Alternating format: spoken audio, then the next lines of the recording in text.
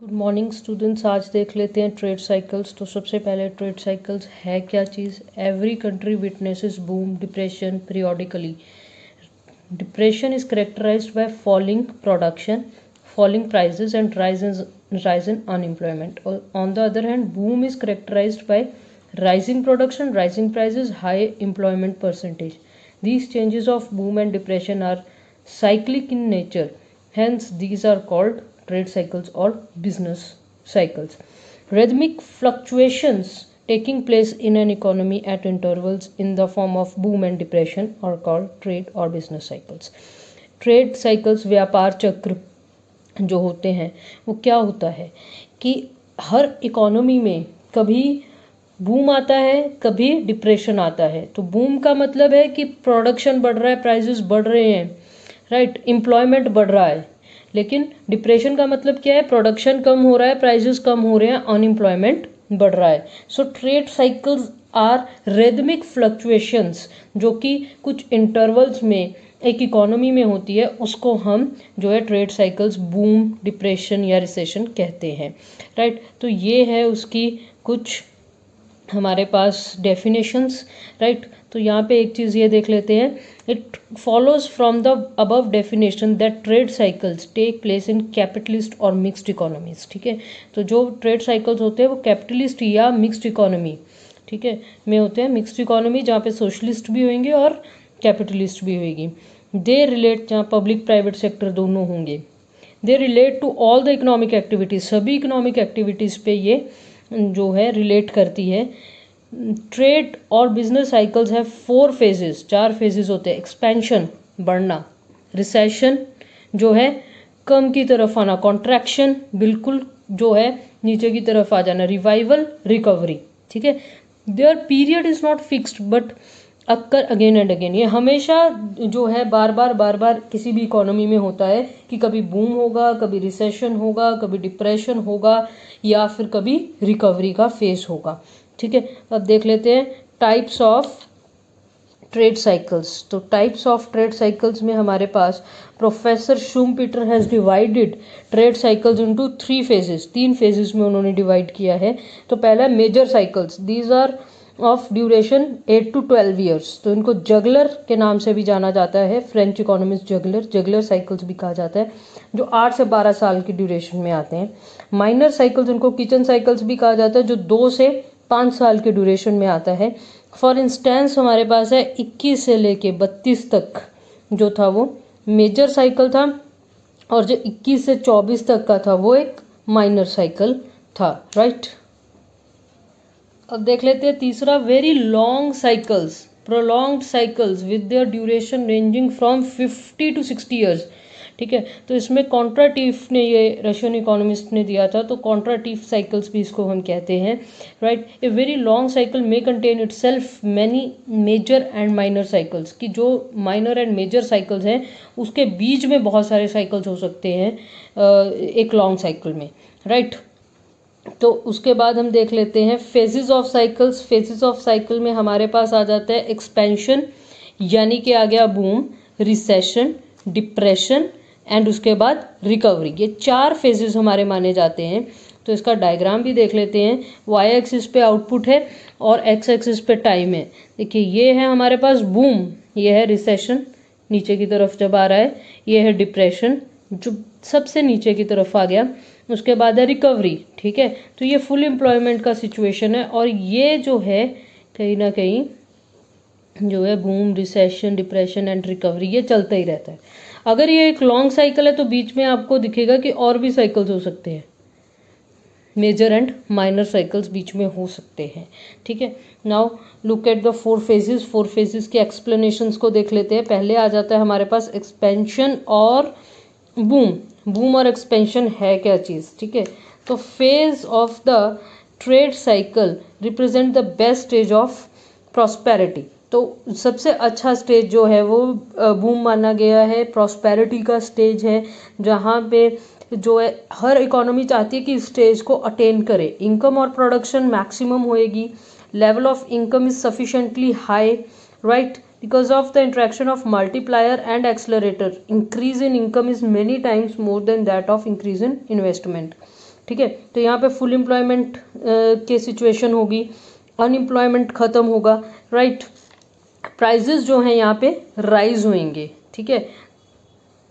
Next, wages, rate of interest, rent, taxes increase करेंगे, but increase in all this is less than the increase in prices, thus real wages do not rise much. Real wages नहीं बढ़ेंगे, right. Price भी बढ़ जाएगा, बाकी चीज़ें भी बढ़ जाएंगी, ठीक है। Because of relatively more increase in rises than cost of production, profits rise very high. Profits बढ़ेंगे, rise in profits and possibility of remaining high lead to rise in the prices of shares. As a result, expectations of profit rise further. Expectations, अब देखो business जो है वो expectations का game है। अगर लग रहा है कि मार्केट में बहुत सारा प्रॉफिट आने वाला है तो सारे इन्वेस्टमेंट करेंगे, right. Under the condition of prosperity, traders and entrepreneur become optimistic, ठीक है। तो बहुत आशावादी सी चीज़ हो जाती है, तो क्या करेंगे, ज़्यादा से ज़्यादा या all kind of productive and speculative activities grow. As a result more investment ज़्यादा होएगी। बैंक्स लिबरल क्रेडिट पॉलिसी और ज़्यादा इन्वेस्टमेंट करेंगे, इससे प्रोडक्टिविटी बढ़ेगी। Under condition of prosperity, producer expand economic activities by stimulating demand for consumption goods and rise in price level. Expenditure of the consumers rise and hence their demand. Under condition of prosperity, the process of expansion continues to be cumulative and self-sustained till the economy reaches the highest level of production called boom. ठीक है. It is the situation of over full employment and inflation. तो continually जो है economic activities बढ़ेंगी, investment बढ़ेगा, optimism का माहौल रहेगा, प्रॉफिट्स बढ़ेंगे, वेजेस बढ़ेंगे, प्राइजेस भी बढ़ेंगे, ठीक है. तो ये एक बहुत अच्छा विन विन सिचुएशन होगा और मार्केट जो है बूम की तरफ जाएगी, राइट. नेक्स्ट फेज हमारे पास आता है रिसेशन. तो रिसेशन में क्या है कि प्रॉस्पेरिटी जब एक बार ऊपर चला गया, उसके बाद क्या होगा कि entrepreneurs make investment in certain ventures which do not prove to be profitable. कुछ ऐसे जगहों पे भी कर देंगे जहाँ पे प्रॉफिटेबल नहीं है. ऑप्टिमिज्म पैसिमिज्म में बदल जाएगा. इन्वेस्टमेंट जो है डिक्लाइन की तरफ जानी स्टार्ट हो जाएगी. जो एंटरप्राइजेज है वो क्लोज डाउन होने स्टार्ट हो जाएंगे. अनएम्प्लॉयमेंट जो है बढ़नी स्टार्ट हो जाएगी. As a matter of fact, beyond the stage of full employment, any increase in investment is followed by the increase in interest, wages and other cost. ठीक है. तो अगर फुल एम्प्लॉयमेंट का लेवल बढ़ गया, फुल एम्प्लॉयमेंट के level से अगर ऊपर का फेज हो गया तो बाकी चीज़ें बढ़नी स्टार्ट हो जाएंगी. इंटरेस्ट, वेजेस, अदर कॉस्ट, यानी कॉस्ट ऑफ प्रोडक्शन बढ़ जाएगा. प्राइजेस राइज हो गए तो डिमांड कम होनी स्टार्ट हो जाएगी. मतलब एक पूरा फुल फ्लेज जो एक बूम का पीरियड था, ये कुछ ऐसा होता है ना. तो बूम के पीरियड पे हम आ गए, यहाँ पे आ गए. उसके बाद क्या हो गया, डिक्लाइन होना, रिसेशन होना स्टार्ट हो गया. So there is fall in income and output. Unemployment बढ़ना स्टार्ट हो जाएगा. प्राइजेस कम होने स्टार्ट हो जाएंगे. वेजेस कम, प्रॉफिट्स कम, बैंक क्रेडिट कॉन्ट्रैक्ट हो जाएगा. ठीक है. Fall in investment set in motion the reverse action of multiplier. Consequently income falls many times more than the decline in investment. ठीक है. मल्टीप्लायर जो है रिवर्स में चलना स्टार्ट हो जाएगा. हमने मल्टीप्लायर के बारे में देखा है ना, बैकवर्ड भी होता है और फॉरवर्ड भी होता है. तो रिवर्स एक्शन लगना स्टार्ट हो जाएगा. डिमांड जो है वो कम होनी स्टार्ट हो जाएगी. ठीक है. और स्टॉक्स जो हैं कम होने स्टार्ट हो जाएंगे. There is feeling of doubt and fear among the people. They turn pessimist. Share prices fall.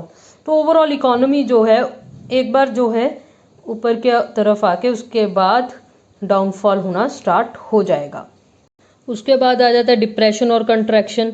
Recession एक बार स्टार्ट हो गया तो उसको खराब होने से कोई भी नहीं रोक सकता.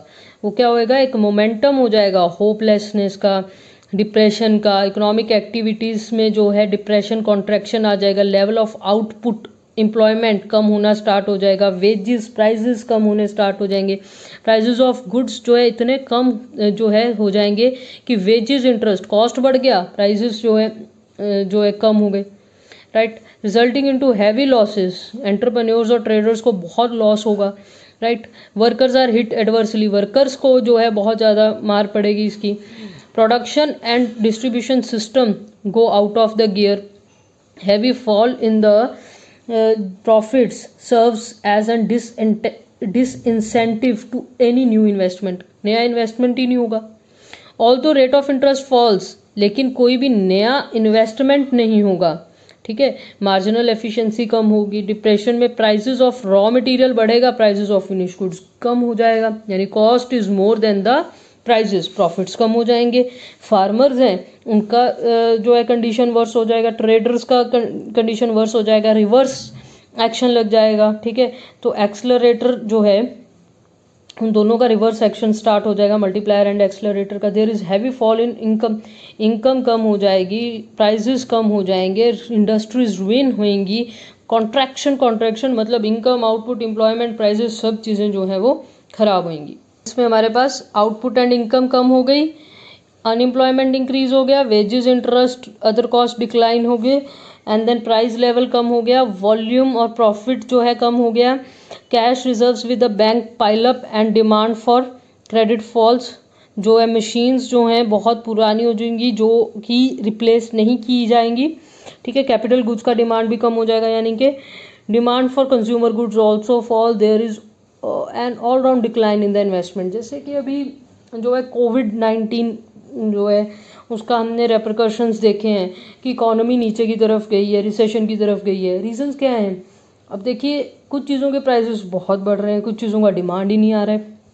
प्राइसेस बढ़ रहे हैं लेकिन डिमांड नहीं आ रहा है, तो ये एक सिचुएशन है मार्केट में। पैसिमिज्म फैला हुआ है कि पता नहीं आने वाले टाइम में क्या होगा क्या नहीं होगा। People grow pessimist. ठीक है, कि निराशावाद जो है वो फैला हुआ है। इट इफेक्ट्स इकोनॉमी एडवर्सली, इससे इकोनॉमी जो है वो बहुत एडवर्सली इफेक्ट करती है। राइट, अब फोर्थ फेज जो है that is also very important. देखिए, अगर एक बार डिप्रेशन हो गया, रिसेशन हो गया, उसके बाद रिकवरी भी आएगी। During the phase of depression the entrepreneurs do not even replace machines and other capital goods. देखिए, जब डिप्रेशन का माहौल होगा ना तो कोई भी नया इन्वेस्टमेंट नहीं होगा, रिप्लेसमेंट इन्वेस्टमेंट भी नहीं होगा। Right, production falls considerably, stock of goods are at their lowest. Even during the phase of depression, a situation does arise wherein shortage of goods is experienced.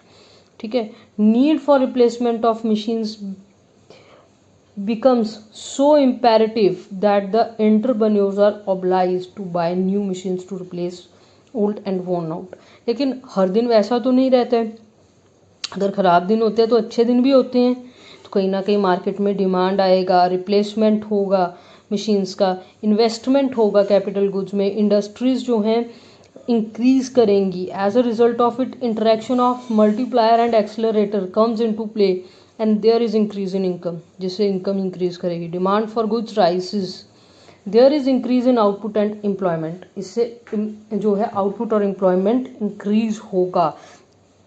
दस इकोनॉमी जो है वो depression से recovery की तरफ चलेगी। ठीक है, तो एक रिकवरी का वेव इनिशिएट हो जाएगा, जिससे रिप्लेसमेंट इन्वेस्टमेंट के थ्रू एम्प्लॉयमेंट इंक्रीज करेगी, कंजम्पशन प्रोडक्शन इंक्रीज करेगी, प्राइजेस फिर से बढ़ने स्टार्ट होंगे, प्रॉफिट्स बढ़ेंगे, कॉस्ट कम होगी, इन्वेस्टमेंट बढ़ेगा, बैंक भी लोन्स देना स्टार्ट करेगा। पैसिमिज्म, निराशावाद की जगह आशावाद जो है अर्थव्यवस्था में या इकोनॉमी में आ जाएगी। इसमें जो है क्या किया हुआ है, फीचर्स दिए हुए हैं, employment expansion, boom, recession, depression, recovery में कैसा होगा। ठीक है, तो ये आप देख सकते हैं। तो ये जो एक्सप्लेनेशंस की हैं उसी पर ही है। जैसे एम्प्लॉयमेंट है, एक्सपेंशन में क्या होगा, इंक्रीज होगा, रिसेशन में कम होगा, डिप्रेशन में वेरी लो होगा, और रिकवरी में धीरे धीरे आप रिकवरी को देखोगे, स्लोली राइजेस बिगिन, मतलब ऑप्टिमिज्म राइज होना स्टार्ट करेगा, डिप्रेशन में कम होना स्टार्ट हो जाएगा। ठीक है, रिसेशन में सडनली फॉल होना स्टार्ट करेगा, और एक्सपेंशन में हमेशा राइज करेगा। Right, now methods to control the trade cycles. अब ट्रेड साइकिल्स को कंट्रोल करने के मेथड्स क्या हो सकते हैं? पहला क्या है कि दो इंपॉर्टेंट पॉलिसीज़ होती हैं हमारे पास, वो होती है monetary policy and fiscal policy, यानी मौद्रिक नीति और राजकोषीय नीति। ठीक है, मौद्रिक नीति कौन बनाता है? हमारा सेंट्रल बैंक, जैसे कि इंडिया का सेंट्रल बैंक है आरबीआई, तो आरबीआई बनाता है मौद्रिक नीति। ठीक है, तो ट्रेड साइकिल्स जो हैं हमारी इकोनॉमिक लाइफ को एडवर्सली इफेक्ट करते हैं। ये इनस्टेबिलिटी का सिचुएशन है, कभी इन्फ्लेशन आ गया, कभी डिफ्लेशन आ गया, कभी अनएम्प्लॉयमेंट आ गया। ठीक है, तो मौद्रिक नीति या मॉनेटरी पॉलिसी में क्या होगा regulation control of flow of credit, supply of money, interest rate, ठीक है। तो इन सब चीज़ों को कहीं ना कहीं स्टेबल करने की कोशिश की जाएगी ताकि एग्रीगेट डिमांड बढ़ाया जा सके, ठीक है।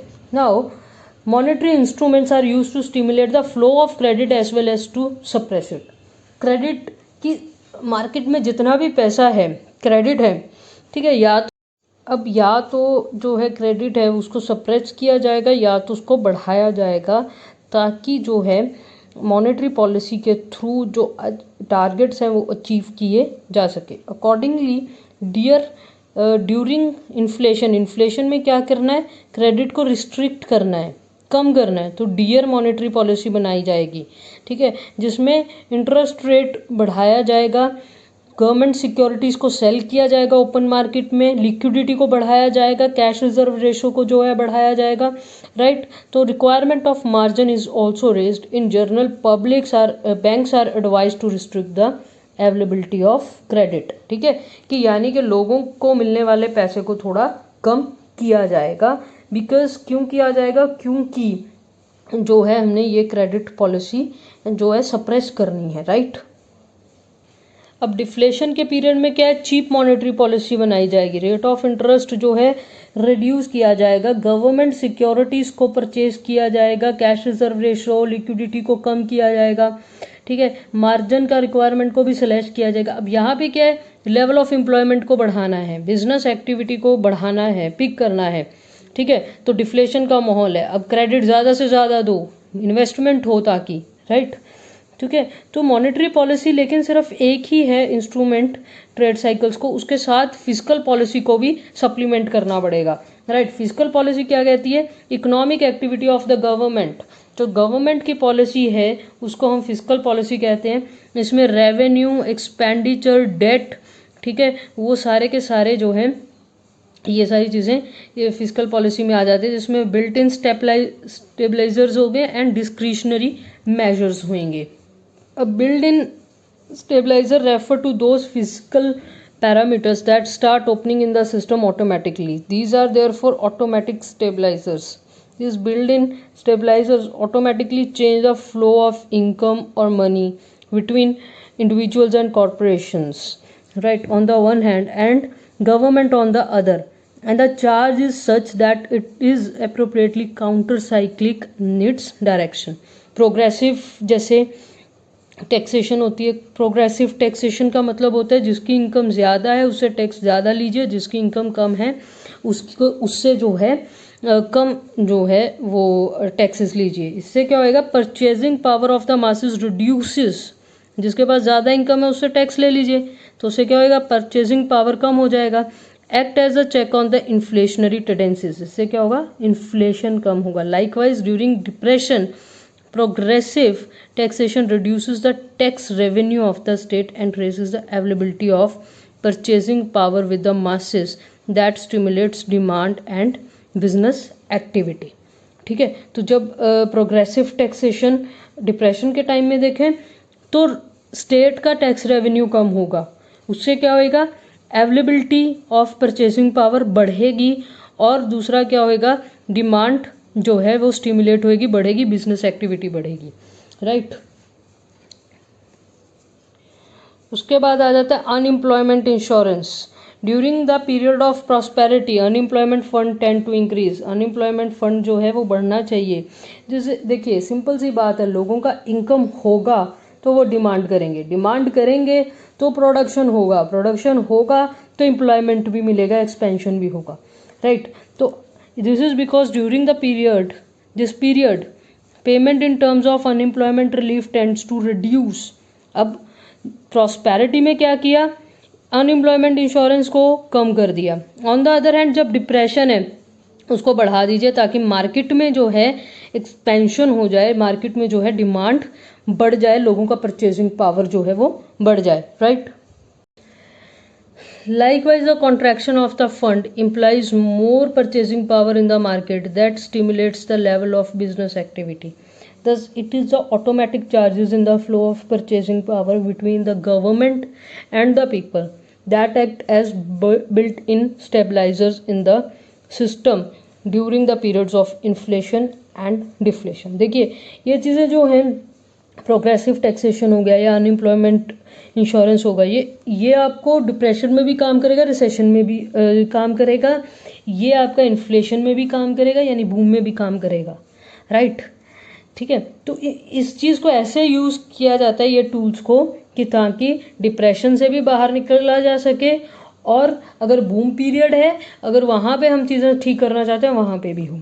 अब डिस्क्रिशनरी मेजर्स आ जाते हैं जो डिपेंड करते हैं, ठीक है। इसमें कौन कौन से आ जाते हैं? Taxation policy, public expenditure, public debt. ठीक है, ये 3 तरीके का है कि गवर्नमेंट अपने एक्सपेंडिचर को चेंज करेगी, ठीक है, या फिर टैक्स स्ट्रक्चर को चेंज करेगी, या फिर changing both tax structure and public expenditure. First category of measure are generally adopted during the period of depression. Second category, पहला कैटेगरी कैसे चेंज किया जाता है, क्या कहाँ पे यूज़ किया जाता है? ज़्यादातर जो है वो डिप्रेशन में यूज़ किया जाता है पहला कैटेगरी, ठीक है। तो दूसरा कैटेगरी कहाँ पे यूज़ किया जाता है? इन्फ्लेशन में, राइट। थर्ड कैटेगरी यूज़ किया जाता है cyclic change, chronic proportions system में, ठीक है। तो ये जो है जैसे टैक्सेशन पॉलिसी है, पब्लिक एक्सपेंडिचर है, या फिर पब्लिक डेट है, तो इन चीज़ों में कैसे कभी कांस्टेंट रखा जाता है, कभी इसको बढ़ाया जाता है, कभी इसको कम किया जाता है। क्यों किया जाता है? ताकि कहीं ना कहीं कभी इन्फ्लेशन को ठीक किया जा सके, कभी डिफ्लेशन को ठीक किया जा सके। अब आ जाते हैं डायरेक्ट कंट्रोल्स। डायरेक्ट कंट्रोल्स में हमारे पास 3 कंट्रोल आ जाते हैं: price, quantity and wage. Price support system के थ्रू कर सकती है government. Quantity, distribution of goods through fair shops, rationing, licensing, इसके थ्रू कर सकती है। Wage, regulation of wages and income during the periods of inflation, deflation. देखा जाए तो ट्रेड साइकिल्स बहुत ही कॉम्प्लेक्स प्रॉब्लम है, तो कहीं ना कहीं monetary, physical, direct control policies, ये सब चीज़ों को इकट्ठा यूज़ करके फिर ही उसको ठीक किया जा सकता है। That's all about the lecture. ये थे trade cycles. Thank you very much.